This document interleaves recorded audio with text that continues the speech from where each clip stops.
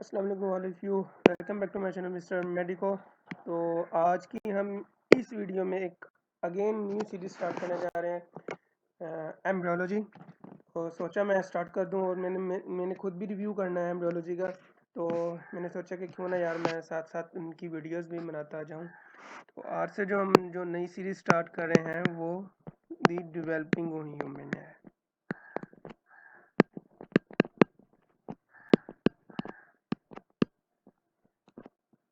Okay, और ये don't know क्या मसला हुआ ऐसे।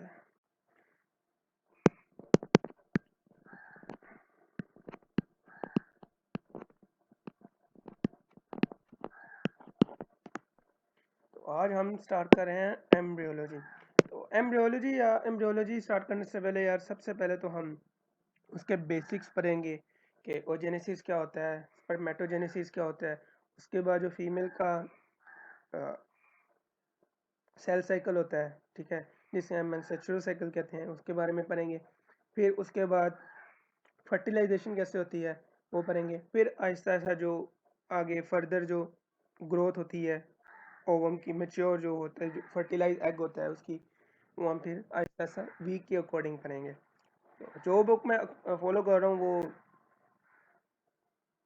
एम्ब्रियोलॉजी की KLM है। तो अपना टेस्ट है, आप चाहे लैंगमैन यूज़ कर सकते हो, चाहे लोकल्स बुक यूज़ कर सकते हो। तो अपना अपना टेस्ट है, आपको जैसे जैसे जिस तरह की बुक अच्छी लगती है या जिस ऑथर की बुक अच्छी लगती है आप वो देख सकते हैं, लेकिन लैंगमैन और KLM दोनों अच्छी हैं। तो सबसे पहले तो हम तो देखेंगे गैमेटोजेनेसिस क्या होती है, ठीक है। व्हाट इज गैमेटोजेनेसिस, ठीक है। Process of formation of male and female gametes, ठीक है ना। Process of male and female, मैं इतना डिटेल में नहीं जाऊंगा क्योंकि ये थोड़ा थोड़ा आप सबको कंसेप्ट पता होता है कि ये क्या होते हैं, क्या चीज़ क्या नहीं होती, ठीक है ना। तो फीमेल में हम इसको कहते हैं ओजेनेसिस,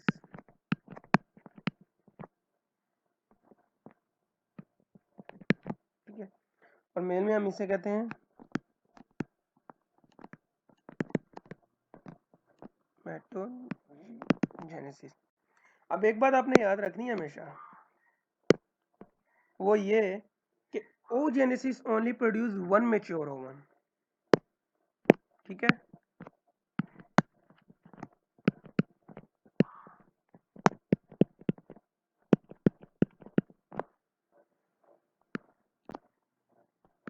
और spermatogenesis produce four mature spermatocytes of sperm, ठीक है।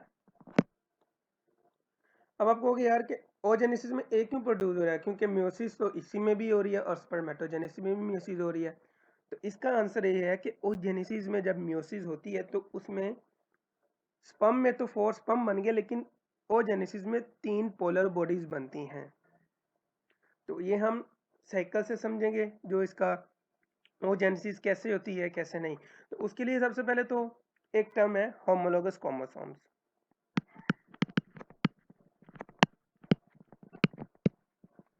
हम सब इस टर्म से फेमिलियर हैं बहुत ज़्यादा कि है क्या होमोलोगस क्रोमोसोम क्या है, कि जो जीन्स हैं that have same alleles on each other of each other, ठीक है ना। फॉर एग्जांपल एक जो जीन है हम लेसन ज्यूम करते हैं, ठीक है, ये है मैटरनल मैटरनल क्रोमोसोम है, ठीक है, ये पैटर्नल है। अगर हम ये कहें कि ये दोनों जब फर्टिलाइजेशन हो जाती है, ठीक है, तो अगर ये जो मैटरनल की तरफ से आया हुआ क्रोमोसोम है, अगर ये आई का हुआ, आई के कलर की डिटर्मिनेशन का क्रोमोसोम हुआ, तो एग्जैक्टली इसके जो ऑपोजिट पैटर्नल से आएगा वो भी आई डिटर्मिनेशन क्रोमोसोम होगा। कहने का मतलब ये हुआ कि सेम अलील के जो क्रोमोसोम्स हैं वो होमोलोगस क्रोमोसोम कहलाते हैं, ठीक है। उसके बाद आ जाओ, एक टर्म, दो टर्म्स हैं बच्चे, उनमें कंफ्यूज होते हैं हमेशा। एक है 1n और एक है 1n, जो बिग में n है। ये 1 मैंने ऐसे ही कंसीडर किया है, ठीक है ना। Just let me clear. अब n क्या है? n का मतलब है नंबर ऑफ क्रोमोसोम्स, ठीक है ना। हम नंबर ऑफ क्रोमोसोम कहाँ से डिटरमाइन करते हैं? सेंट्रोमेयर के क्रोमोसोम में कितने सेंट्रोमेयर है, तो हमें पता है कि एक क्रोमोसोम का एक ही सेंट्रोमेयर है, चाहे वो डुप्लीकेटेड है चाहे वो अनडुप्लीकेटेड है, ठीक है। और जो बड़ा एन है उसका मतलब है amount of DNA.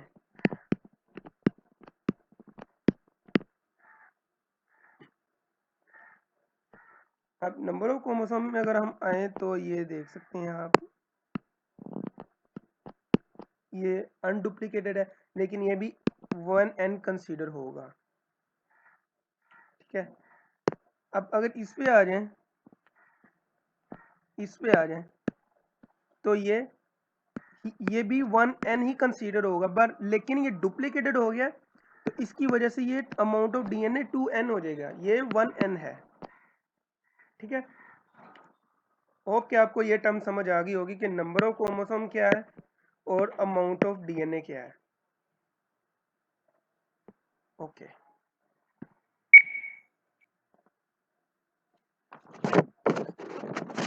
Meiosis. Meiosis हमें पता है कि मियोसिस 1 है, मियोसिस 2 है। एंड पे रिजल्ट यही निकलता है कि 4 हैप्लॉइड सेल्स हमें मिलते हैं, चाहे वो स्पर्मेटोजेनेसिस है चाहे वो ओजेनेसिस है। लेकिन ओजेनेसिस में हमें 4 के बजाय एक मैच्योर ओवम मिलता है प्लस 3 पोलर बॉडीज, और स्पर्मेटोजेनेसिस में हमें 4 मैच्योर स्पर्म मिलते हैं, ठीक है। अब मियोसिस 1 में प्रोफेज पे साइनेप्सिस होती है, प्रोफेज 1 पे साइनेप्सिस होती है। अब साइनेप्सिस क्या है? Pairing of homologous chromosomes is called synapsis, ठीक है। Let me draw. मैं सिर्फ बेसिक बेसिक ऊपर ऊपर से पढ़ाऊंगा क्योंकि ये टर्म आपने पहले भी पढ़ चुके हैं। फॉर एग्जांपल ये मैटरनल है,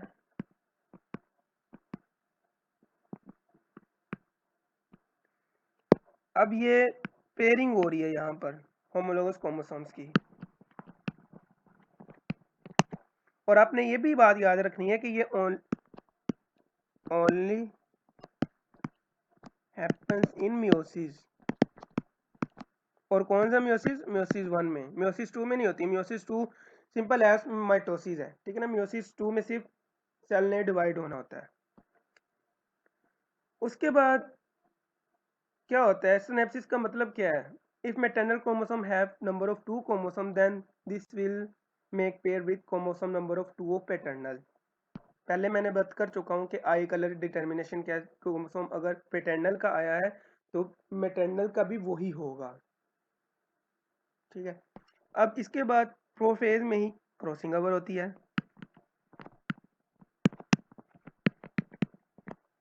अब क्रॉसिंग ओवर क्या है? क्रॉसिंग ओवर, सॉरी गलत सी बन रही है, ठीक है। क्रॉसिंग ओवर ये है exchange of genetic material between two homologous chromosome is called crossing over.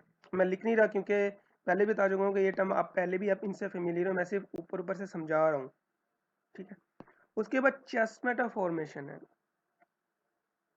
जब क्रॉसिंग ओवर हो गई है तो जेनेटिक मटेरियल एक्सचेंज हो गया है, तो उसके बाद हम उसको कहते हैं, जो फॉर्मेशन होती है या बनती है उसको हम चेस्टमेटा या कैस्मेटा भी बोलते हैं, फॉर्मेशन है,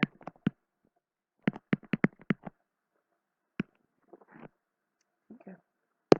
for example let me draw,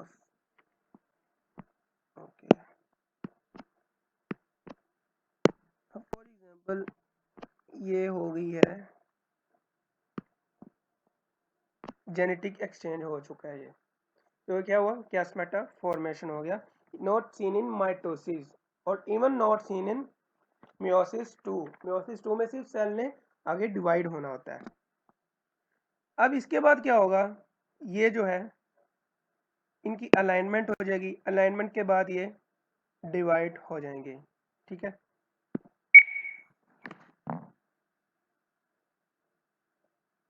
ये अलाइनमेंट हो जाएगी और अलाइनमेंट के बाद सेल स्टार्ट हो जाएगा, पिंच ऑफ होना शुरू हो जाएगा। कहाँ पे? Telophase, joining telophase. ठीक है ना। तो ये था मैटरनल और ये था पैटर्नल। ठीक है, हमने इसके स्पिंडल फाइबर्स तो बनाई नहीं।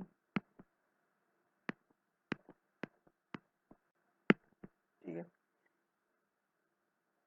अब होता क्या है, randomly assortment of double structure chromosome more gene variability होगा। अगर रैंडमली असॉर्टमेंट, हमने लॉ ऑफ इंडिपेंडेंट असॉर्टमेंट पढ़ा तो होगा कि रैंडमली अगर असॉर्टमेंट होगी तो जो जीन वेरिएबिलिटी है वो ज़्यादा होगी। ठीक है, अब इसके बाद क्या होता है, ये जो सेल पिंच्ड ऑफ हो जाता है और क्या बनाता है, सेकेंडरी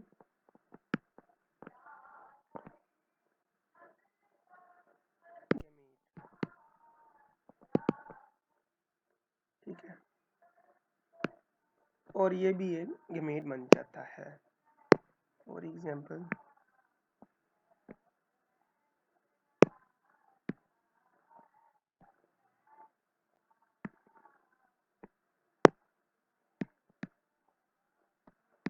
अब एक बात का आपने याद खास ख्याल रखना है, वो ये कि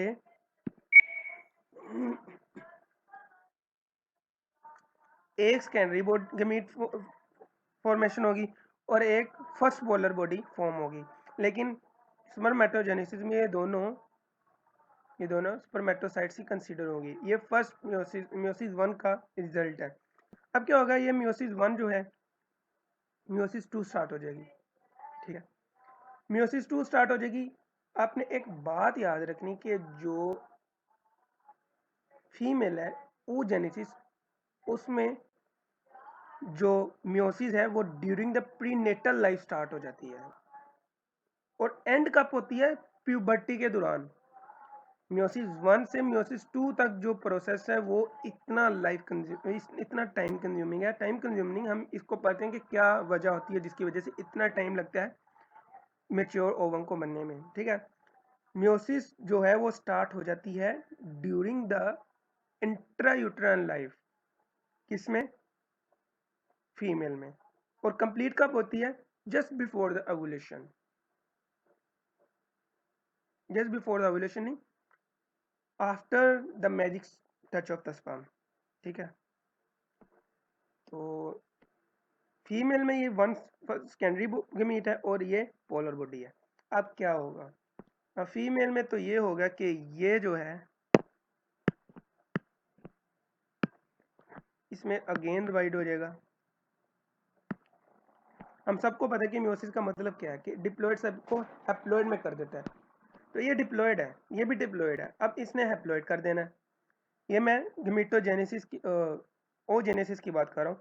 अब होगा क्या कि ये एक जो सेल है ये मैच्योर ओवम जनरेट हो जाएगा।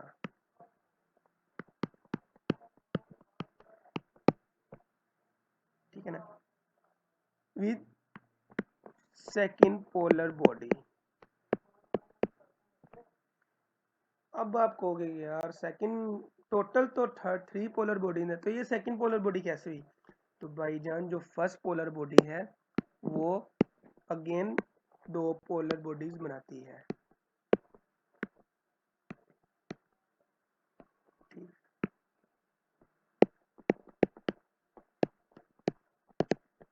हमने इसको नहीं कंसीडर करना। अगर इसको कंसीडर करते हैं तो फिर तो 4 पोलर बॉडीज हो जाएंगी। हमने एंड रिजल्ट को कंसीडर करना है कि एंड रिजल्ट हमारे पास क्या आया है, 1 mature ovum plus 3 polar bodies. ठीक है, ये था ओजेनेसिस का अहवाल। लेकिन स्पर्मेटोजेनेसिस में 4 ओवम होते हैं, 4 स्पर्म्स होते हैं। ठीक है, अब आ जाओ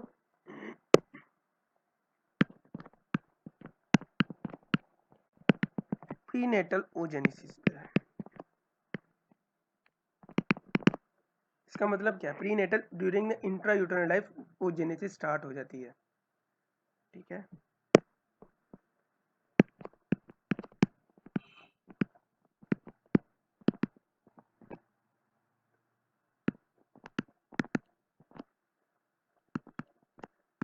आयु लिख रहा हूँ मैं, समझ है ना, IUL इंट्रायूटेरिन लाइफ, ठीक है ना।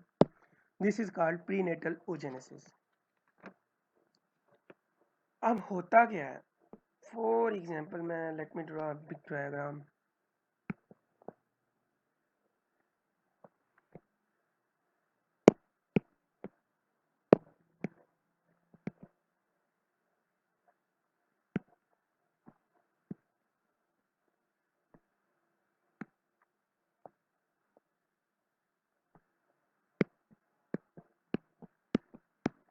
So this is our diagram.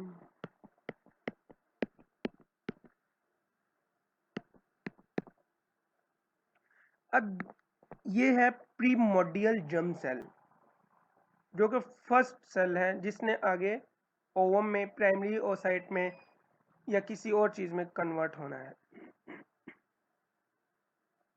ठीक है। अब होगा क्या, ये है primordial germ cell, primordial.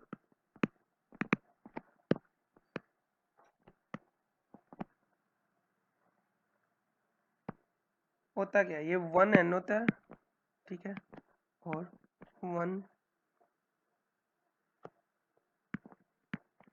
2N होता है, ठीक है। अब ये होगा क्या, म्योसिस होगी इसकी, छोटी डायग्राम बनाता हूँ मैं थोड़ी सी, ओजेनेसिस स्टार्ट हो जाएगी इसकी, ठीक है ना।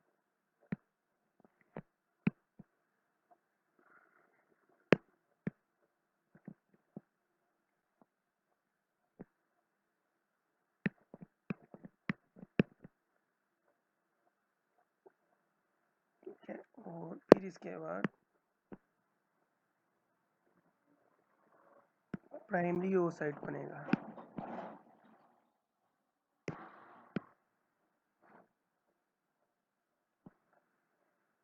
प्राइमरी ओसाइट ये म्योसिस 1 हो रही है, म्योसिस 1 स्टार्ट है, meiotic PV.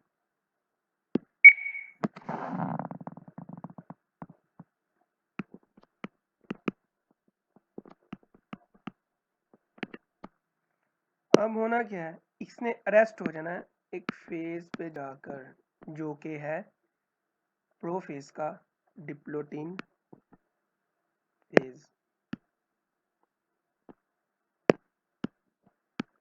During the meiotic 1, meiosis 1 क्या होगा, प्रीमोर्डियल सेल जो है वो ओजेनेसिस स्टार्ट कर देगा। जब प्राइमरी ओसाइट है वो प्रोफेज में जब पहुंचेगा तो डिप्लोटिन स्टेज होगी, वहां पर वो जाकर अरेस्ट हो जाएगा, वो फर्दर अपनी डिवीजन कंप्लीट नहीं कर सकेगा, ठीक है। और ये जो रेड में आप देख रहे हो ये प्रीमोड एपिथेलियल सेल्स हैं, जिनको हम कहते हैं प्रीमोर्डियल फॉलिकल्स हैं। इनका फंक्शन भी हम बाद में समझेंगे कि क्या है, ठीक है, प्रीमोर्डियल फॉलिकल सेल, ठीक है। अब होता क्या है कि एक और बात, बिफोर बर्थ, ये जो सारा आपने देखा है ये बिफोर बर्थ का प्रोसेस है, इंट्रा यूट्राइन लाइफ का प्रोसेस है। मियोसिस 1 स्टार्ट हुई है, म्योटिक 1 डिवीजन स्टार्ट हुई है, तो जो प्राइमरी ओसाइट है वो अरेस्टेड है, सॉरी मैंने लिखना भूल गया मैं,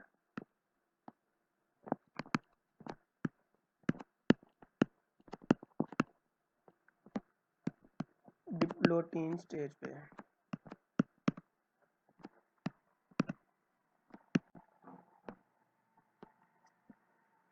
अब क्या है, before birth all ooginia start first meiotic vein but cannot complete it. There are about 2 million primary oocytes, ठीक है ना। तो about 2 million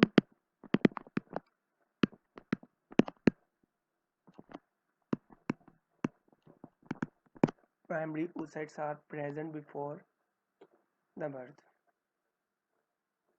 ठीक है, अब आ जाओ पोस्टनेटल ओजेनेसिस पे, आफ्टर द इंट्रायूट्रल लाइफ। अब आप देख रहे हो कि मियोसिस स्टार्ट हुई हुई है, लेकिन मियोसिस कंप्लीट प्यूबर्टी के बाद हो। ठीक है ना। अब होता क्या है, after birth till puberty primary oocytes still arrested at diplotin stage of prophase। ठीक है ना। हमने ये तो देखा था कि during birth they are about 2 million, but during और at puberty there are only 40,000 primordial follicles. The remaining जो बाकी जो रिमेनिंग थे वो डिजेनरेट हो जाते हैं। तो हम ये कह सकते हैं कि एट प्यूबर्टी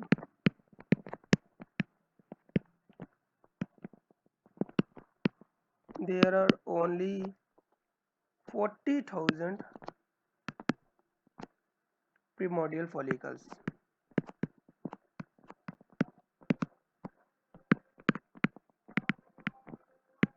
तो बाकी क्या आ जाते हैं, बाकी डिजेनरेट हो जाते हैं।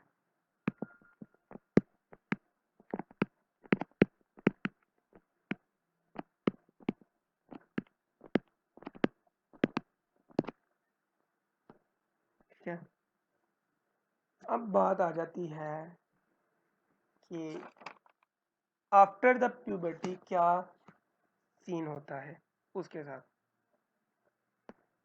Late me draw again a big diagram.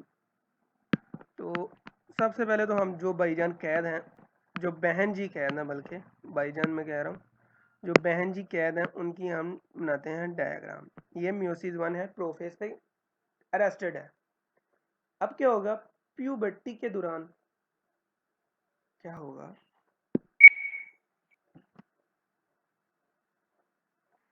Start growing कर देगा। अब मुझे ज़रा केयरफुली डायग्राम बनानी पड़ेगी, क्योंकि अब ये ज़रा कॉम्प्लिकेटेड सीन होने वाला है। ये क्या है, ग्रोइंग फॉलिकल है।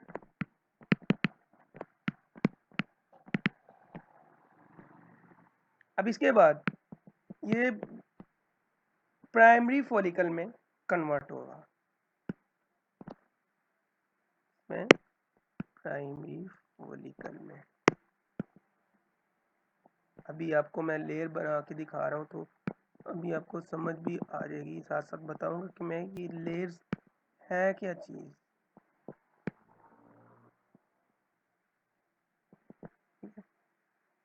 अब जो ये रेड में है इनको हम कहते हैं फॉलिकल सेल्स, जिस तरह के ऑलरेडी मैंने पहले बता दिया, प्रीमोडियल फॉलिकल सेल्स होते हैं ये। ठीक है, और ये जो ग्रीन में है ये है ज़ोना प्रेसुटा।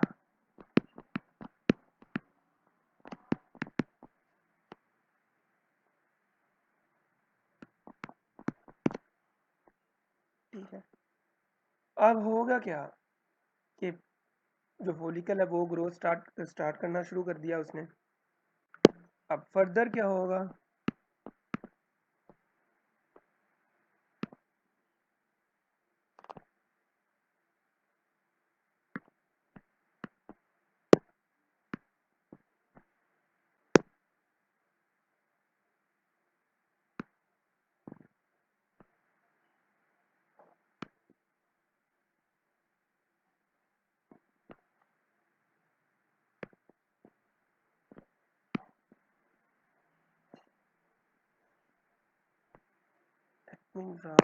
डायग्राम। ओके,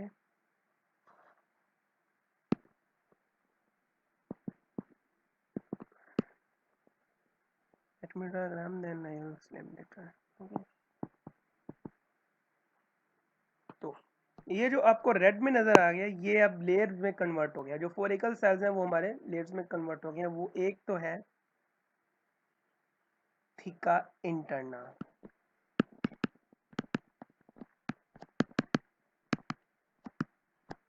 ठीक है, और जो ये आपको ब्लैक में नजर आ रहे हैं ये है थिका externa.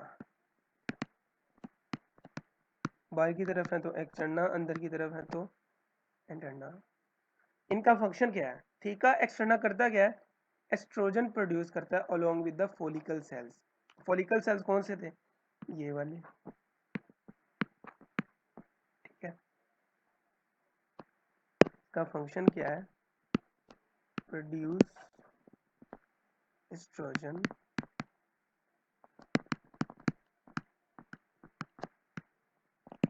along with follicle cells,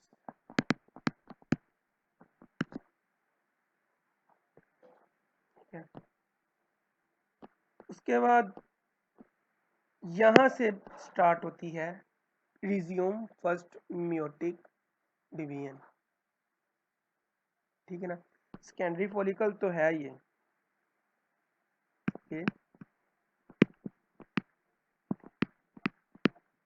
secondary follicle है, लेकिन स्टिल हैविंग प्राइमरी ओसाइट।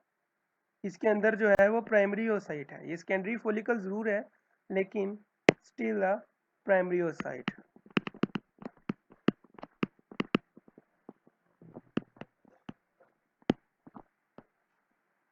अब होगा क्या, ये अपनी रिज्यूम कर देगा फर्स्ट मियोटिक।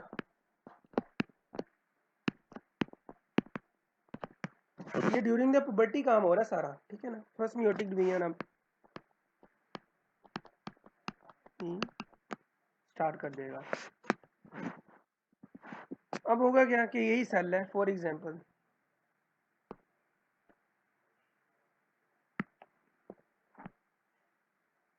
ठीक है।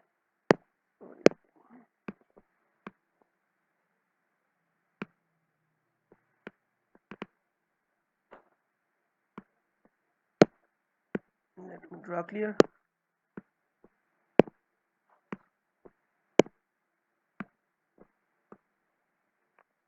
ये हमारा और ये हमारी सेकंड पोलर बॉडी जो कि अभी रेडी होने वाली है। ये हमारी ज़ूनैप्लोसुडा। फिर उसके बाद आ जाओ हमारी जो ये है फॉलिकुलर सेल की लेयर, ठीक है। उसके बाद ये जो है ये थीका एंटरना है और ये थीका एक्सटर्ना। अब जो ये आपको नजर आ रही है ये सेकेंडरी ओसाइट है, नॉट अ प्राइमरी ओसाइट। ये सेकेंडरी फॉलिकल जरूर है लेकिन सेकेंडरी ओसाइट नहीं है। ये है सेकेंडरी ओसाइट्स और ये है फर्स्ट पोलर बॉडी जिसने फर्दर डिवाइड हो जाना दो में। और हम फुली मैच्योर जो सेकेंडरी फॉलिकल है उसे हम कहते हैं ग्रेफियन फॉलिकल। टर्म याद रखनी है आपने, फुली मैच्योर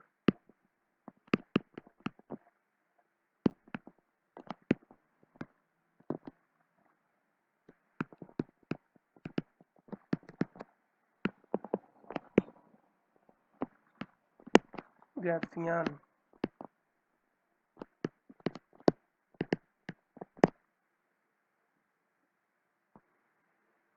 अब होगा क्या, जस्ट बिफोर ओव्यूलेशन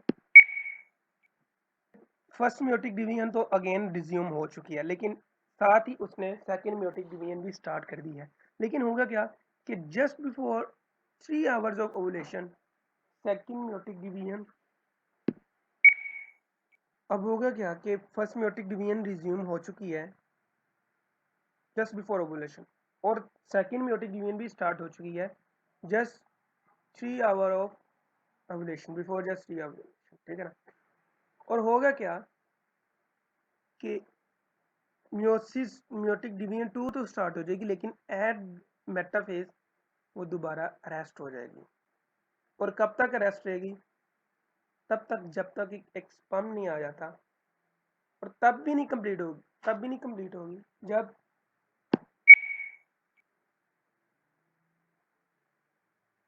जो सेकेंडरी ओसाइट है वो मेटाफेज में अरेस्ट है, वो रप्चर हो जाएगा। रप्चर होने के बाद क्या होगा, जारी बात है अब ओव्यूलेशन स्टार्ट होनी है। अब होगा क्या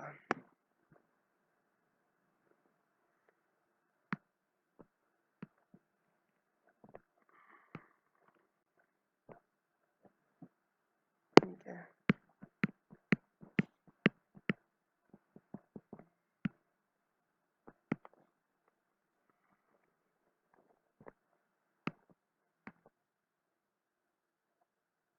अब जो ओवम है ये वाला जो सेकेंडरी ओसाइट है ये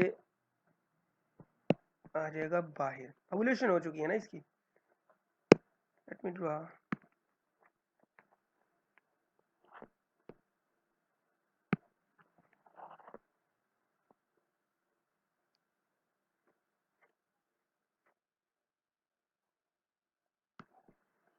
ये यूट्राइन ट्यूब है, ठीक है। अब होगा क्या कि ओवम ओवुलेट हो गए, यूट्राइन ट्यूब में आ गया है। फॉर एग्जांपल ये जोन अपने सूडा बना दूं। अब आपको एक क्राउन लाइक सेल्स की जो लेयर है वो नजर आएगी।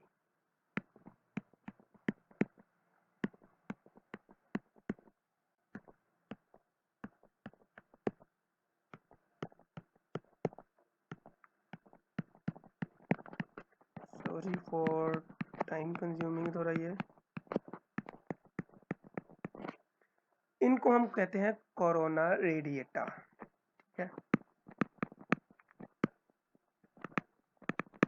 This secondary oocyte still arrested at metaphase, ठीक है। अब ये अपनी सेकंड मियोटिक डिवीजन कब कंप्लीट करेगा? ये एवोल्यूशन हो चुकी है, ये ट्रेंड 2 में भी आ गया। अब ये एम्पुला की तरफ बढ़ेगा, एम्पुला, ठीक है। होगा क्या,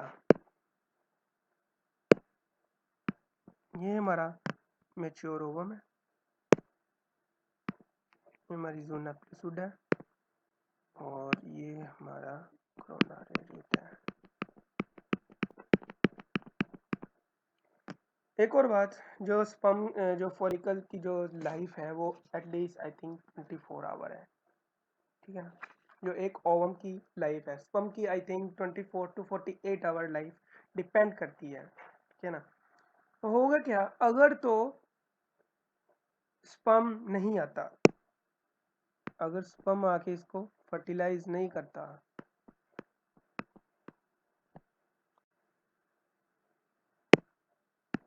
तो एक बात याद रखिएगा कि सेकंड मेयोटिक डिवीजन कभी भी कंप्लीट नहीं होगी।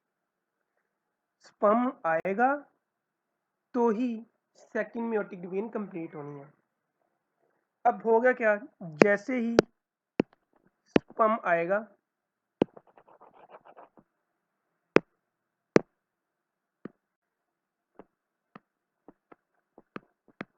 जैसे ही उसने कोरोना रेडिएटा को टच किया स्पर्म ने, फर्स्ट स्पर्म है वो हम जो मिलियन ऑफ स्पर्म कम, ठीक है ना, लेकिन जो पहला टच होगा उसी वक्त जो सेकेंडरी ओसाइट है वो अपनी सेकंड मेयोटिक डिवीजन है उसको रिज्यूम कर देगा और जल्दी जल्दी सेकंड पोलर बॉडी बना देगा,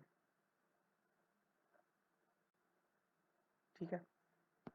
ये था oogenesis और उसका प्रोसेस के फर्टिलाइजेशन कैसे होती है, क्या प्रोसीजर है क्या नहीं, ठीक है ना। आप अपने जो बातें याद रखनी है उनमें ने कुछ खास बातें ये हैं कि एवरी मंथ अबाउट 5 to 15 जो ग्रोइंग फॉलिकल्स हैं वो कन्वर्ट होते हैं प्राइमरी फॉलिकल्स में, ठीक है ना। उसके बाद Graafian follicle complete first meiotic division, the secondary oocyte with first polar body start second meiotic division and again arrested at just before 3 hours of ovulation and metaphase. The follicle cells without ovum make a yellowish structure called corpus luteum. आप ये structure एक देख रहे हो ना, ये वाला जो स्ट्रक्चर है बेसिकली ये कॉर्पस ल्यूटियम है विदाउट ओवम। अब इसके डिफरेंट फंक्शन है, ठीक है ना। वो हम आगे फर्दर पढ़ेंगे जब हम स्टार्ट कर देंगे कि जब सेल ग्रोथ करना स्टार्ट कर जाएगा, जब ब्लास्टोसिस्ट बनेगा, जब गमीट जब दोनों गमीट इंटरमिंगल हो जाएंगे तो जो प्रोडक्ट बनेगी वो जायगोट बनेगी और जब जायगोट फर्दर डिवाइड होगा तो उसके वक्त हम इनका फंक्शन पढ़ेंगे। मेन फंक्शन इसका ये है कि ये एस्ट्रोजन प्रोड्यूस करता रहता है टिल 8 वीक। कौन? Corpus luteum. क्यों? क्योंकि 8 वीक तक प्लेसेंटा नहीं बनता। और जब तक प्लेसेंटा नहीं बनता तो ये जो कॉर्पस ल्यूटियम है ये एस्ट्रोजन प्रोड्यूस करता रहता ताकि जो एंडोमेट्रियम है वो वेस्कुलराइजेशन ही रहे उसकी, वो वेस्कुलराइज रहे throughout the this journey till 8 week I think. फिर उसके बाद प्लेसेंटा फॉर्मेशन हो जाती है, फिर ये डिजेनरेट हो जाता है, ठीक है। तो प्लेसेंटा उसकी पोजीशन संभाल लेता है, प्लेसेंटा फर्दर एस्ट्रोजन प्रोड्यूस करता रहता है। अगर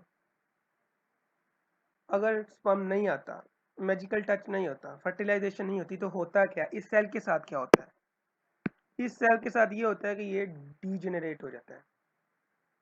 अब जो मेंसेस है, ब्लड आता है, उसका मतलब क्या, उसका मतलब ये है कि जब ओवुलेशन हो जाती है तो जो कॉर्पस ल्यूटियम है ये सिक्रीट करना स्टार्ट कर जाता है एस्ट्रोजन,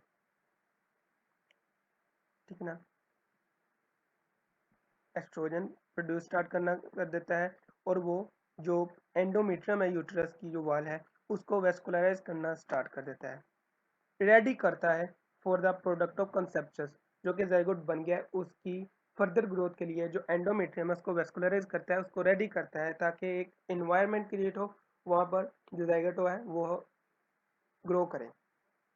अब होता क्या है, अगर तो फर्टिलाइजेशन करनी होती तो वेरी सोन ये डिजेनरेट हो जाएगा और कॉर्पस ल्यूटियम को पता लग जाएगा कि भाई जान ये मैजिकल टच नहीं हुआ, ठीक है ना, फर्टिलाइजेशन नहीं होगी, नहीं हुई, तो वो खुद ब खुद डिजेनरेट हो जाएगा। जब खुद ब खुद डिजेनरेट हो जाएगा तो जारी बात है सेल भी डिजेनरेट हो गया, जो जोना प्लूसिडा वो भी सिक्रीट कर रहा है, प्रोड्यूस कर रहा है एस्ट्रोजन, तो एस्ट्रोजन की कमी हो जाएगी, ठीक है ना, और ये भी डिजेनरेट हो जाएगा। अब ये डिजेनरेट हो जाएगा तो एस्ट्रोजन तो खत्म ही हो जाएगा ना। तो एस्ट्रोजन का काम क्या था, वो वेस्कुलराइज कर रहा था एंडोमेट्रियम को, और जब एकदम से लेवल डिक्रीज होगा एस्ट्रोजन का तो वो जो वेस्कुलराइज वॉल होगी वो भी डिजेनरेट स्टार्ट होना हो जाएगी। तो वो जो ब्लड आता है वो break down of the wall of the endometrium आता है, जो कि रेडी की जाती है या रेडी होती है naturally for the product of conception for further growth. तो ये थी आज की वीडियो कि क्या होता है। हमने गमीटोजेनेसिस पढ़ा, ओजेनेसिस बेसिकली हमने डिटेल में पढ़ा। तो इंशाल्लाह नेक्स्ट वीडियो में अब हम ये करेंगे कि अभी वीडियो काफ़ी लंबी हो चुकी है, 37 मिनट्स ऑलमोस्ट हो चुके हैं। तो सेकंड वीडियो में हम ये देखेंगे कि जो अल्टरेशन है, जो म्यूटेशन हैं वो कहाँ पर होती हैं, ठीक है ना, during the meiosis, during the mitosis वगैरह सेल साइकिल के दौरान जो म्यूटेशन है वो कहाँ पर होती हैं और क्या क्या काज कर सकती हैं, क्या कॉम्प्लिकेशन क्या कंपल्सरी इफेक्ट काज कर सकते हैं। तो इंशाल्लाह वो हम अपनी नेक्स्ट वीडियो में करेंगे। तब तक के लिए मुझे दीजिए इजाज़त, दुआओं में